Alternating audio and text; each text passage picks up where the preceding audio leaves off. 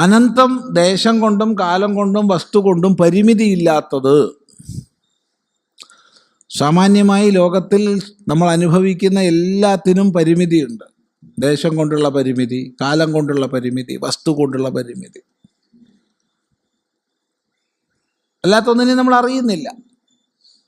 എന്ന ദേശകാല വസ്തു പരിമിതി രഹിതമായതാണ് അനന്തം, അന്തമില്ലാത്തത്. ഈ ശബ്ദങ്ങളൊക്കെ ആത്മസ്വരൂപത്തെ വർണ്ണിക്കാൻ ശ്രുതി ആവർത്തിക്കുന്ന ശബ്ദങ്ങളാണ്. ഇവിടെ മാത്രമല്ല, ഏത് ഉപനിഷത്ത് പഠിക്കുകയാണെങ്കിലും ആവർത്തിച്ച് പറയുന്ന ശബ്ദങ്ങളാണിവ ഓരോന്നും. ശിവം, ശിവമായത് മംഗളമായത്. ശാന്തം, ശിവം, ചതുർത്ഥം എന്നൊക്കെ ഉപനിഷത്ത് തന്നെ പറയും മാണ്ഡൂക്യത്തിൽ. സകല പ്രപഞ്ച വികൃതികളും ശമിച്ചതാണ് ശിവം. സകല പ്രപഞ്ച വികൃതികളും ശമിച്ചത് ശിവം. മംഗളം. പ്രശാന്തം, പ്രകർഷേണ വർദ്ധിച്ച തോതിൽ ശാന്തമായത്. ഈ ജഗത് വികാരങ്ങളൊന്നുമില്ലാത്തത്. ഓരോ പദത്തെയും നമുക്ക് വിസ്തരിച്ച് മനസ്സിലാക്കാം കേട്ടോ. അത് ഓരോരുത്തരും ചെയ്യണം മനസ്സുകൊണ്ട്.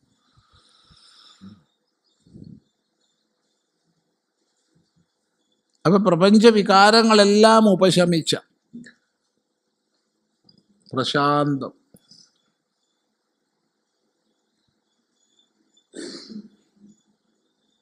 ശമിച്ച.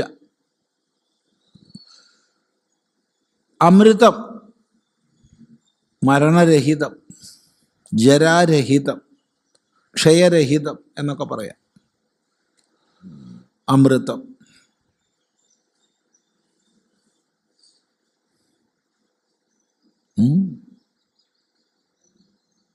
ബ്രഹ്മയോനിം, അതൊരു ഒരു ഒരു വിഷമം പിടിച്ച പദമാണ്. ബ്രഹ്മയോനിം. കാരണം സകലത്തിനും യോനിയാണ് ബ്രഹ്മമെങ്കിൽ ബ്രഹ്മത്തിന് യോനി എന്ന് പറയാൻ പറ്റുമോ? ചോദ്യം. കാരണം സർവകാരണമാണ് ബ്രഹ്മം. അപ്പോൾ ബ്രഹ്മത്തിന് വേറൊരു യോനിയുണ്ട്, വേറൊരു കാരണം ഉണ്ടെന്ന് പറഞ്ഞാൽ ബ്രഹ്മം അല്ലാണ്ടായി.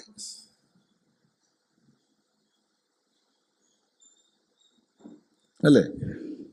ഇപ്പം സർവകാരണമാണ് ബ്രഹ്മമെന്ന് ശാസ്ത്രം മുഴുവൻ ആവർത്തിക്കുന്നു.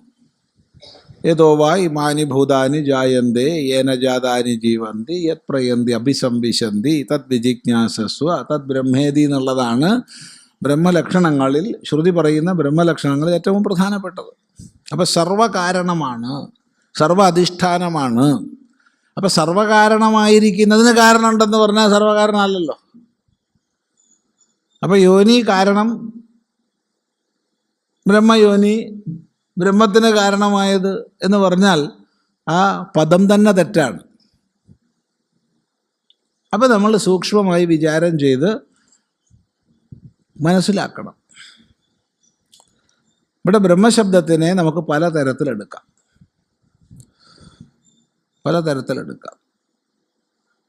ബ്രഹ്മശബ്ദത്തിന് വേദമെന്നർത്ഥം പ്രസിദ്ധമാണ്. ബ്രഹ്മ ഇതി വേദ.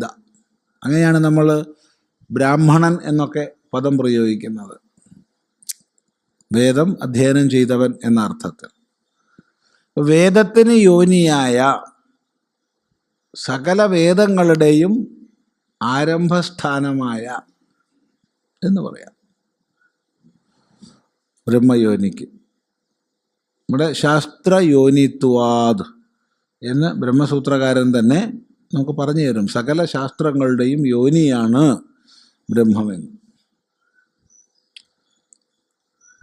ആ രീതിയിൽ അനുസന്ധാനം ചെയ്യൂ. ഇനി മറ്റൊന്ന്, മമ യോനിർ മഹത് ബ്രഹ്മ തസ്മിൻ ഗർഭം ദധാമ്യഹം എന്ന് ഗീത പറയും. അത് ഓർമ്മിക്കുക. മമ യോനിർ മഹത് ബ്രഹ്മ തസ്മിൻ ഗർഭം ദധാമ്യഹം സംഭവ സർവഭൂതാനാം തതോ ഭവതി ഭാരത. അപ്പം എൻ്റെ യോനിയാണ് ബ്രഹ്മം.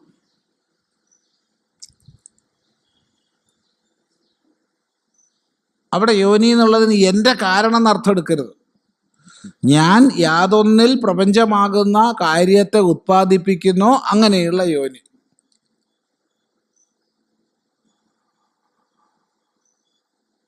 തസ്മിൻ ഗർഭം ദധാമ്യഹം, അതിൽ ഞാൻ ഗർഭത്തെ കൊടുക്കുന്നു എന്ന് പറയുമ്പോൾ ബ്രഹ്മണ യോനി, ബ്രഹ്മത്തിൻ്റെ യോനി എന്നുള്ള അർത്ഥത്തിൽ ബ്രഹ്മയോനി എന്ന് പറയാം.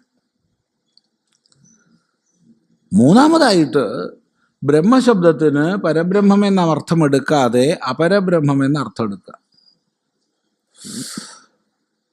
അതായത് മായായുക്തമായ ബ്രഹ്മം എന്ന അർത്ഥം എടുക്കുക. യാതൊന്നിനെ വേണമെങ്കിൽ കാരണബ്രഹ്മം എന്നൊക്കെ പറയാം. കാര്യകാരണ ഭാവങ്ങൾക്കുപരിയുള്ള കേവലമായ ബ്രഹ്മം എന്ന അർത്ഥം എടുക്കാതെ അപരബ്രഹ്മം എന്ന അർത്ഥം എടുക്കുക. അങ്ങനെ അപരബ്രഹ്മം എന്ന അർത്ഥം എടുത്താൽ തീർച്ചയായിട്ടും അതിനും കാരണമായിരിക്കുന്നത് ബ്രഹ്മയോനി എന്ന അർത്ഥം എടുക്കാം. ബ്രഹ്മശബ്ദത്തിന് മായ എന്നർത്ഥം എടുക്കാം, പ്രകൃതി. അപ്പോൾ പ്രകൃതിക്ക് മായയ്ക്ക് മൂലമായത് എന്തോ അത് ബ്രഹ്മയോനി. ഇങ്ങനെ ഒരു 4 പ്രകാരത്തിൽ വിചാരം ചെയ്ത് ബ്രഹ്മയോനി ശബ്ദത്തെ ശരിയാക്കി എടുക്കണം. എന്തിനാ ശരിയാക്കി എടുക്കണം എന്ന് പറയണത്? നേരെ അർത്ഥം പറഞ്ഞാൽ ബ്രഹ്മയോനി എന്നുള്ളത് ശരിയാവില്ല. കാരണം സർവത്തിനും കാരണമായിരിക്കുന്നതിന് കാരണമില്ലല്ലോ.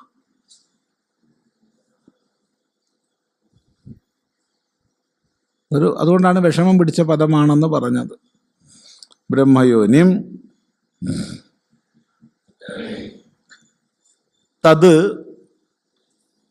ആദിമധ്യാന്തവിഹീനം. അത്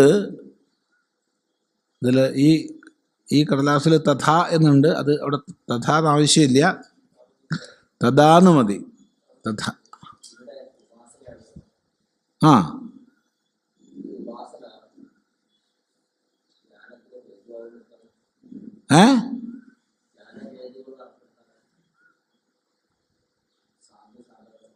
അത് തന്നെ. ഇവിടെ ബ്രഹ്മയോനി എന്നുള്ളതാണോ? അവിടെ അതെടുക്കണം. ഇത് ദ്വിതീയയിൽ മുഴുവൻ പറഞ്ഞതിനോടല്ലേ ഘടിപ്പിക്കേണ്ടത്.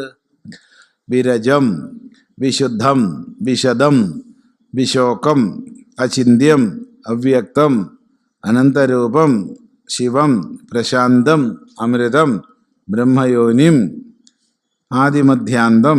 അങ്ങനെ പറയുന്നതായതുകൊണ്ട് ദ്വിതീയയിൽ നിന്ന് അവിടുന്ന് വേർപെടുത്തി പറയാൻ നമുക്ക് പറ്റില്ല. അനേക ദ്വിതീയകളെ ഒന്നിച്ച് പറഞ്ഞാൽ ഒന്നിച്ച് അർത്ഥം പറയാൻ തന്നെ പറ്റൂ. ആദിമധ്യാന്ത വിഹീനം, ആദിമധ്യാന്ത വിഹീനം, ആദിയും മധ്യവും അന്തവും ഇല്ലാത്ത. ആദി ഉദ്ഭവമാണ്, മധ്യം നിലനിൽപ്പാണ്, അന്തം വിലയമാണ്. ഉദ്ഭവസ്ഥിതി നാശങ്ങൾ ഇല്ലാത്ത. ഉദ്ഭവസ്ഥിതി നാശങ്ങളെല്ലാം കാര്യത്തിനാണ്, കാര്യപ്രപഞ്ചത്തിനാണ്. കാര്യപ്രപഞ്ചത്തിന് മാത്രമാണോ എന്ന് ചോദിച്ചാൽ ജീവഭാവത്തിനും ഈശ്വരഭാവത്തിനു പോലും ഉദ്ഭവസ്ഥിതി നാശങ്ങൾ പറയാം. ഇപ്പൊ ജീവൻ, ഈശ്വരൻ, ജഗത്ത്, ജീവൻ, ഈശ്വരൻ, ജഗത്ത് മൂന്നിനും ഉദ്ഭവസ്ഥിതി നാശം പറയാം. ആരംഭം, നിലനിൽപ്പ്, നാശം. ഇപ്പോൾ ചിലർക്ക് സംശയം വരും, അതെങ്ങനെ ജീവനും ഈശ്വരനും പറയാം? ജഗത്തിനല്ലേ പറയാനൊക്കൂ? ശരിയാണ്, ജഗത്തിനേ പറയാൻ പറ്റൂ. വേണമെങ്കിൽ അതുകൊണ്ടാണ് പറഞ്ഞത്. കാരണം അവിദ്യോപാധികൻ ജീവൻ, വിദ്യോപാധികൻ ഈശ്വരൻ എന്നീ നിലയെടുക്കുമ്പോൾ ആ വിദ്യോപാധിയോടുകൂടി ചേരുന്നത് അതിൻ്റെ ആരംഭമാണ്. ആ അർത്ഥത്തിലാണ് ഏറ്റവും എളുപ്പം ജഗത്തിന് മാത്രം എടുക്കുന്നതാണ്. ഈ ജഗത്തിലെ സകല പദാർത്ഥങ്ങളും ആദിമധ്യാന്തങ്ങളോട് കൂടിയതാണ്. എന്നാൽ ജഗത് കാരണമായിരിക്കുന്ന സത്യം ആദിമധ്യാന്തരഹിതമാണ്. രാജവിദ്യോപദേശത്തിൽ അഹമാദിശ്ച മധ്യം ച ഭൂതാനാം അന്ത ഏവ ച, ഈ വിഭൂതിയുടെ ആരംഭമായിട്ട് 9-ാം അധ്യായത്തിൻ്റെ രാജവിദ്യയെയും വിഭൂതിയെയും ചേർക്കുന്ന ഭാഗമാണത്. അഹമാദിശ്ച മധ്യം ച ഭൂതാനാം അന്ത ഏവ ച. സകല ഭൂതങ്ങളുടെയും ആദിയും മധ്യവും അന്തവും ഞാനാണ്. അതിന് ആദിമധ്യാന്തം ഉണ്ടാവില്ലല്ലോ. അതിന് ആദിമധ്യാന്തം ഉണ്ടായാൽ അതും ഭൂതമായി മാറും. അതുകൊണ്ട് ആദിമധ്യാന്ത വിഹീനം. ഇവിടെ ഈ പദങ്ങൾ പറഞ്ഞത് എല്ലാവരും എല്ലാ പദവും എടുക്കണ്ട കേട്ടോ. അവനവൻ അനുസന്ധാനം ചെയ്യാൻ ഏറ്റവും യുക്തമായതേതോ അയിമ കയറി പിടിച്ചാൽ മതി. അനേക പദങ്ങൾ ആചാര്യൻ പറയുന്നത് വാക്കിന് ഉപരിയുള്ളതായതുകൊണ്ട് ഏതെങ്കിലുമൊക്കെ പദം ഒന്ന് യോജിച്ചോട്ടെ എന്ന് വിചാരിച്ചിട്ടാ. ഏകം, രണ്ടാമതൊന്നില്ലാത്ത. എവിടെ ഏകം എന്ന് പറയുന്നുണ്ട് അവിടെ അദ്വിതീയം എന്ന് നമ്മൾ എടുക്കണം. രണ്ടാമതൊന്നില്ലാത്ത ഏകമായ വിഭും, വിഭുവെ. വിഭു വിശേഷേണ ഭവിക്കുന്നവൻ, വിവിധം ഭാവയതി പലതിനെ ഭവിപ്പിക്കുന്നവൻ, വിശിഷ്ടമായി ഭവിച്ചവൻ എന്ന് അനേക അർത്ഥങ്ങൾ പറയാം വിഭു ശബ്ദത്തിന്. വിഭു പ്രഭു ഒക്കെ സമാനമാണ് ഏറെക്കുറെ. ചിദാനന്ദം, ചിത്തും ആനന്ദവും സ്വരൂപമായവൻ. ചിത്ത് കേവലജ്ഞാനം, കേവലജ്ഞാനം, കേവലജ്ഞാനമാണ് ചിത്ത്. കേവല സുഖമാണ് ആനന്ദം. കേവലം എന്ന് പറയുമ്പോൾ കലർപ്പില്ലാത്ത, പരമമായ. അപ്പം പരമമായ ജ്ഞാനാനന്ദ സ്വരൂപമായവനാരോ അവൻ ചിദാനന്ദം. അരൂപം, രൂപരഹിതമായ. അപ്പം നേരത്തെ രൂപം എന്ന് പറഞ്ഞതോ അനന്തരൂപം എന്ന് പറഞ്ഞാൽ അരൂപം തന്നെയാണ്. രണ്ട് ഭാഷയിൽ പറഞ്ഞു എന്നേ ഉള്ളൂ. ഇപ്പോൾ സാധാരണ രൂപം എന്ന് പറഞ്ഞാൽ അതിനൊരു തുടക്കവും അവസാനം ഉണ്ടാവും. അനന്തരൂപം എന്ന് പറഞ്ഞാൽ രൂപമില്ലാത്ത തന്നെയാണ്. അതുകൊണ്ട് വിരുദ്ധത ഇല്ല അവിടെ. അനന്തരൂപം എന്ന് പറഞ്ഞു കുറച്ച് നേരത്തെ, ഇപ്പം അരൂപം. പിന്നെ അദ്ഭുതം, അദ്ഭുതം, ആശ്ചര്യം, അദ്ഭുതം.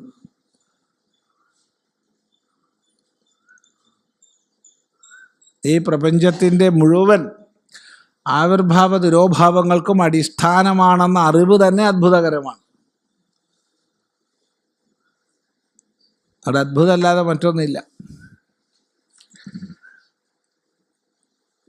അപ്പം ഇത്രയും പദങ്ങൾ നല്ലപോലെ അനുസന്ധാനം ചെയ്യാം. പക്ഷേ ഈ പറഞ്ഞ പദങ്ങളൊക്കെ തന്നെ സൂക്ഷ്മമായ തത്വാനുസന്ധാന സാമർഥ്യമുള്ളവർക്കേ അനുസന്ധാനം ചെയ്യാൻ കഴിയും. ഈ പറഞ്ഞ എല്ലാ പദങ്ങളും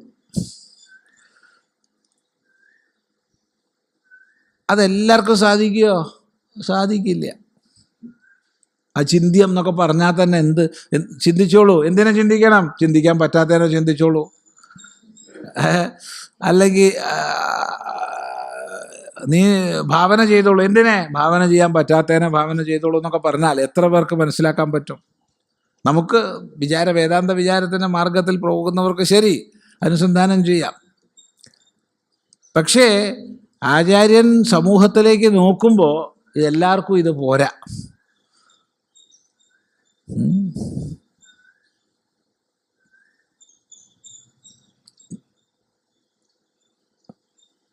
ഒന്നിൻ്റെ നിഷ്കളമായ രൂപത്തെയും സകളമായ ഭാവത്തെയും, രണ്ടും വസ്തു ഒന്നാണെങ്കിലും, ഉദാഹരണം പറഞ്ഞാൽ ജലം നമ്മൾ എടുത്തു, ആ ജലം നല്ലപോലെ ചൂടാക്കി, ഇപ്പം അത് ആവിയായി എന്ന് വെച്ചോളൂ. ആവി കട്ട പിടിച്ച ആവി ഉണ്ടെങ്കിൽ നമുക്ക് കാണാൻ പറ്റും. പക്ഷെ അല്ല, അത്രയ്ക്കധികം ഇല്ലെങ്കിൽ നമുക്ക് തിരിച്ചറിയില്ല. ഇതാണ് വെള്ളം എന്ന് ചൂണ്ടിക്കാണിച്ചാൽ തിരിച്ചറിയാൻ പറ്റില്ല. അപ്പം അത് ഘനീഭവിച്ചു, വെള്ളമായി, ദ്രവമായി. ദ്രവീഭവിച്ചപ്പോൾ വെള്ളമായി. അതും കഴിഞ്ഞ് ഘനീഭവിച്ചപ്പോൾ ഐസിൻ്റെ കട്ടയായി. ഒരു ഐസ് കട്ട.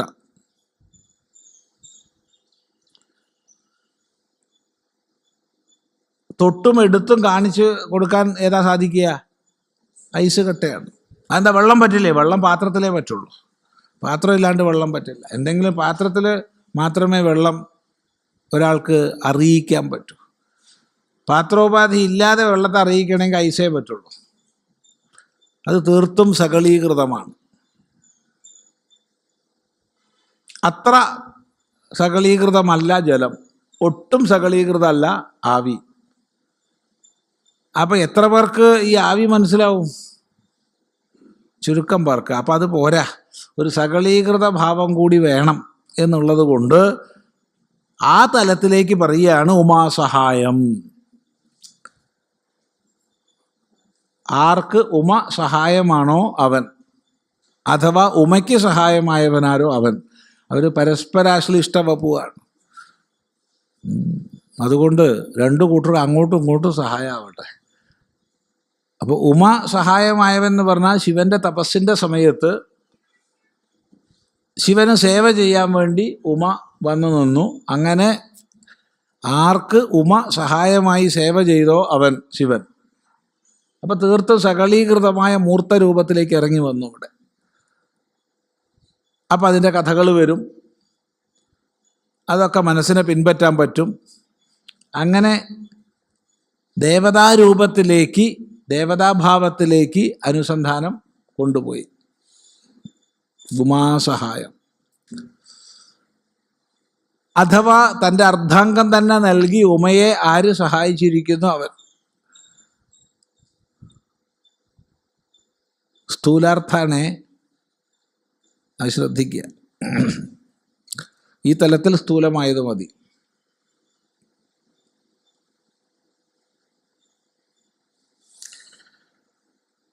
അങ്ങനെയുള്ള പരമേശ്വരനെ, ഉമാസഹായനായ പരമേശ്വരനെ,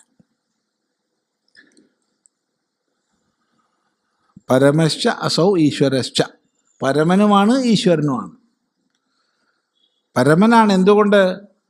മനോബുദ്ധികൾക്കെല്ലാം ഉപരിയായതുകൊണ്ടും സൃഷ്ടിസ്ഥിതി സംഹാരങ്ങൾക്കെല്ലാം കാരണമായതുകൊണ്ടും പരമനാണ്.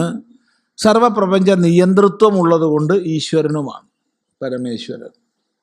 ഉമാസഹായനായ പരമേശ്വരനെ, ആരെ? പ്രഭുവെ.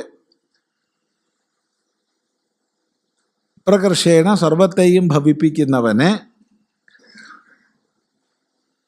ഇവിടെ വീണ്ടും മനസ്സിലാക്കുക, തീർത്തും സകളീകൃതമായ ഭാവത്തിലാണ് ഇവിടെ പറയുന്നത്. ത്രിലോചനം, സൂര്യൻ, ചന്ദ്രൻ, അഗ്നി എന്നീ 3 കണ്ണുകളോട് കൂടിയവനെ. 3 കണ്ണുകളോട് കൂടിയവനെ. നീലകണ്ഠം, നീലകണ്ഠനെ, വിഷം പാനം ചെയ്തതുകൊണ്ട് നീലിമയാർന്ന കണ്ഠത്തോട് കൂടിയവനെ. പ്രശാന്തം. എന്താണ് അവൻ്റെ ശരിക്കുള്ള സ്വരൂപം? പ്രശാന്തമാണ്. ഇങ്ങനെയുള്ള ശിവനെ ധ്യാത്വാ, ധ്യാനിച്ചിട്ട്. അപ്പം ഇവിടെ ശ്രദ്ധിച്ചാൽ തീർത്തും സഗുണസാകാരമായതിനെയും നിർഗുണ നിരാകാരമായതിനെയും ഒരുപോലെ പറഞ്ഞു, ഒന്നിച്ചു പറഞ്ഞു. അതുകൊണ്ട് ഇതൊക്കെ ഒന്ന് തന്നെയെന്ന് മനസ്സിലാക്കുക. സഗുണസാകാരമായതും നിർഗുണ നിരാകാരമായതും ഒന്ന് തന്നെയാണ്. ഏതിനെ അനുസന്ധാനം ചെയ്യണോ അതിനെ പിടിച്ചോളൂ. ഇത് ഉയർന്നത് താണത് എന്നൊന്നും ഇതിൽ പറയരുത്. ഞങ്ങൾ അനുസന്ധാനം ചെയ്യുന്നത് വലുതാണ്, ഉയർന്നതാണ്. അത്ര വേദാന്ത വിചാരം ചെയ്യാത്ത നിങ്ങളെപ്പോലുള്ള മൂഢന്മാർക്ക് വേണ്ടിയിട്ടാണ് എന്ത് ഈ ഉമാസഹായം, നീലകണ്ഠം, പ്രശാന്തം എന്നൊക്കെ പറഞ്ഞത് എന്നൊന്നും പറഞ്ഞേക്കരുത്. അവിടെ ഉയർച്ച താഴ്ചകളൊന്നുമില്ല.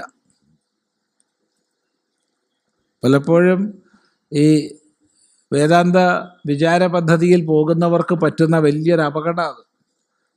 ഞങ്ങൾ കുറച്ച് ഉയർന്നവരാണ്, നിങ്ങളൊക്കെ കുറച്ച് താഴ്ന്നവരാണ്.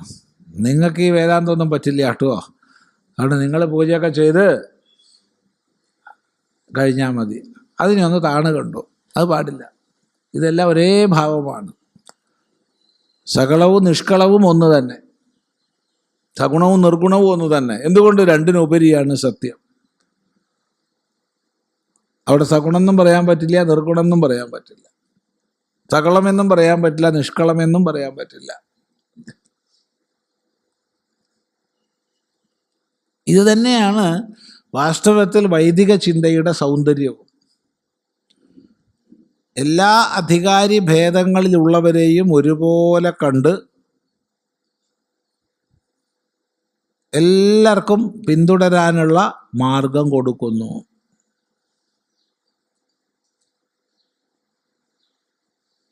അത് ശ്രദ്ധിക്കുക. അപ്പം ഈ സഗുണ നിർഗുണ രൂപങ്ങളെ ഒരേ സ്ഥാനത്ത് പറഞ്ഞതിൻ്റെ സൗന്ദര്യമാണ് നമ്മൾ മനസ്സിലാക്കേണ്ടത്.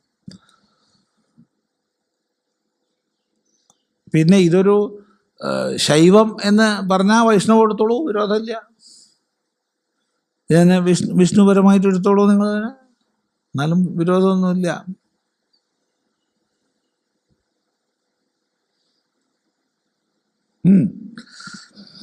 ഇങ്ങനെയുള്ള, അപ്പോൾ അവിടെ ശ്രദ്ധിക്കേണ്ടത് സ്വഗുരും പ്രണമ്യ മുതൽ ഇങ്ങോട്ട് പറഞ്ഞ ഓരോ പദവും ദ്വിതീയ വിഭക്തിയിൽ ഹൃത്പുണ്ടരീകം വിരജം വിശുദ്ധം വിശോകം വിശദം അചിന്യം അവ്യക്തം അനന്തരൂപം ശിവം പ്രശാന്തം അമൃതം ബ്രഹ്മയോനിം ആദിമധ്യാന്തവിഹീനം ഏകം വിഭും ചിദാനന്ദം അരൂപം അദ്ഭുതം ഉമാസഹായം പരമേശ്വരം പ്രഭും ത്രിലോചനം നീലകണ്ഠം പ്രശാന്തം മധ്യേ വിചിന്യ. ഹൃത്പുണ്ടരീക മധ്യത്തിൽ ചിന്തിച്ചിട്ട് എന്നിട്ട് എന്ത്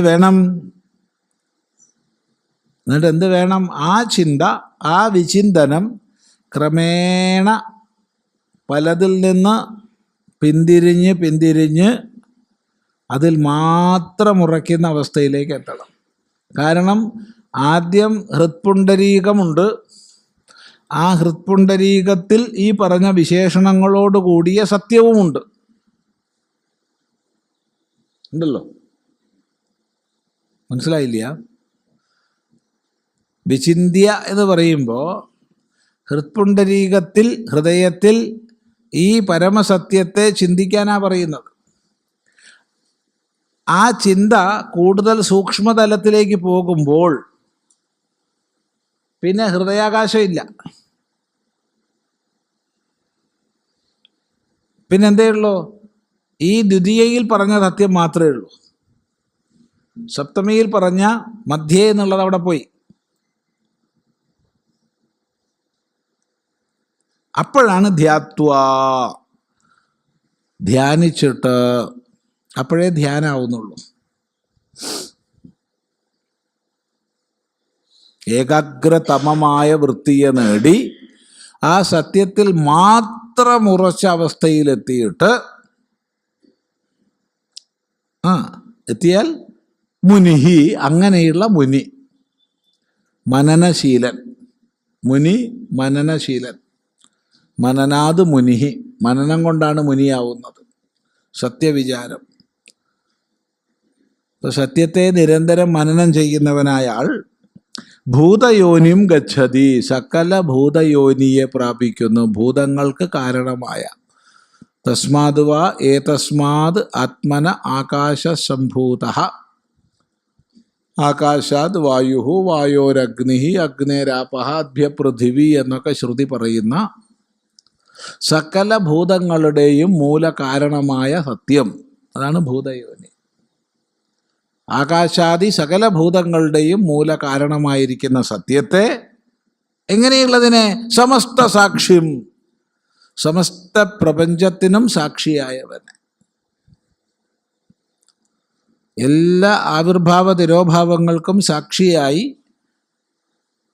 നിലകൊള്ളുന്നവനെ.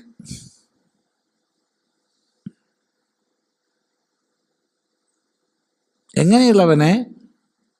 തമസഹ പരസ്താത്, എല്ലാവിധ അന്ധകാരത്തിനും ഉപരിയുള്ളതായ തമസഹ പരസ്താത് സർവസാക്ഷ്യം.